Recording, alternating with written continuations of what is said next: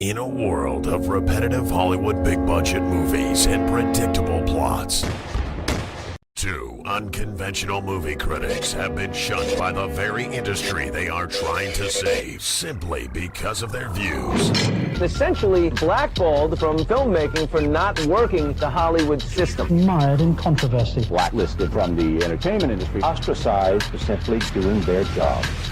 Now, with no press credentials and no access to advanced screenings, the critters are forced to critique the only movie content made available. Hold it. What do you got us doing now? New movie previews.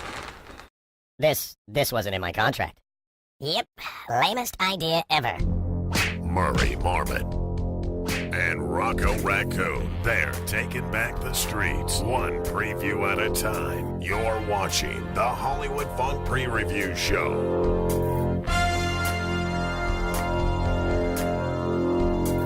Good evening, and welcome to the Hollywood Funk... What are you doing? I was trying to host a show until I was... There's not gonna be a show. Well, if you keep interrupting me, there won't. Look here, Brad. If you think I'm going to lower myself into doing some lame show just because of some stupid loophole in our contracts, then you are sorely mistaken. I've got too much respect for myself as an artist. Look, Murray, the network sent over a couple of their gorillas to make sure everything runs smoothly during the show. And I gotta tell you, they look like they mean business. You'd better do what You think a couple of goons from the network are gonna scare me? I'll tell them right to their face what I think of this dumb show. Hey, who turned out the lights? The boss don't like you disrespecting his pretty little show like that. Yeah. You better hope the next segment goes good like. Or next time it'll be a lot worse than this little verbal warning we're giving you right now. Yeah. Hey, Moose, put the rodent back in his chair.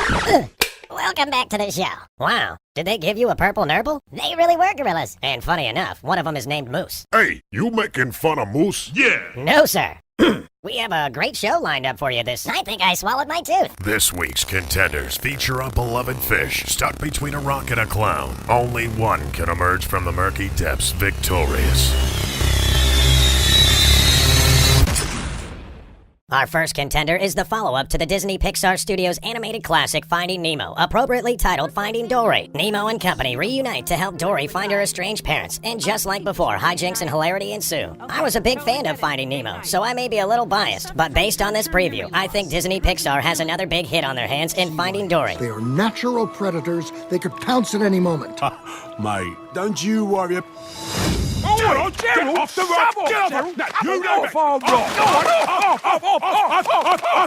Don't you worry about a thing. I'm not so sure I agree with you, Rocco. Based on this preview, I'm afraid Finding Dory might be a rehashed version of the original, with a repetitive plot, chock full of lowbrow fish jokes to fill time. But not unlike you, I too am a bit biased, based on the fact that I'm not a big fan of movies featuring animated characters created on a computer. No offense, Murray, but you too are an animated character created on a computer. As if. Like a computer could produce the strikingly handsome character you see before you. I resent that comment, by the way. I'm just saying. Yeah, well, speaking of rehashing, the lemur at the zoo called looking for you. He wants his tail back. Real highbrow, Murray. Better than the two black eyes below yours. Anyway, I give Finding Dory a happy emoji rating. Disney Pixar has a hit on their hands. Well, I'm gonna give it a puzzled face emoji rating, thinking this one could go either way, really. Our next contender is Warner Brothers action comedy Central Intelligence starring The Rock and Kevin Hart. The Rock plays a reformed, unpopular kid turned CIA operative who joins forces with Kevin Hart, the only person who was nice to him growing up.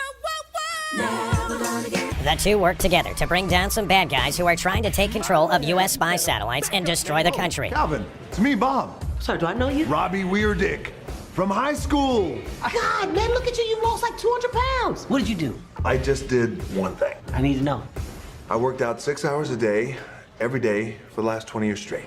Based on the unconventional plot, I wasn't sure how this movie would turn out, but after seeing Kevin and The Rock's on-screen chemistry, I must say Universal might have a winner here. You said it, Rocco. Who doesn't like a good buddy film where gratuitous violence is accompanied by hilarious one-liners? It's a recipe for one heck of a good time, I tell you. You know, it reminds me of the script of that movie I wrote for us that one time. Are you talking about Fists of Furriness, Murray? It's a play on words. You get it.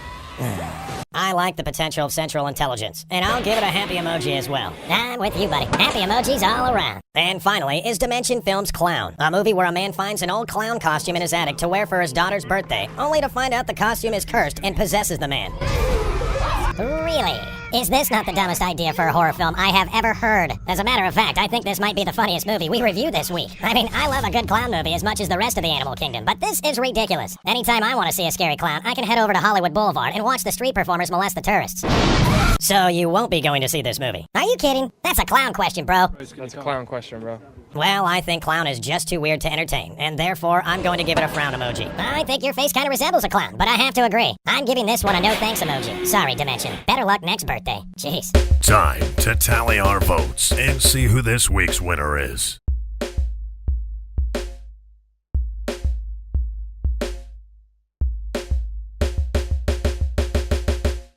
Feel free to drop us a line at the email address on the screen, or head to our website at hollywoodfunk.com and click on the critter link to tell us what you think of this week's pre-reviews. You can even post your own review on our Twitter feed there. And don't forget to check out the HF store while you're on our page. That's where you can get the hottest deals on the coolest fashion and accessories this summer. Well spoken, Murray. Well, the gorillas told me to say that. We'll see you next week.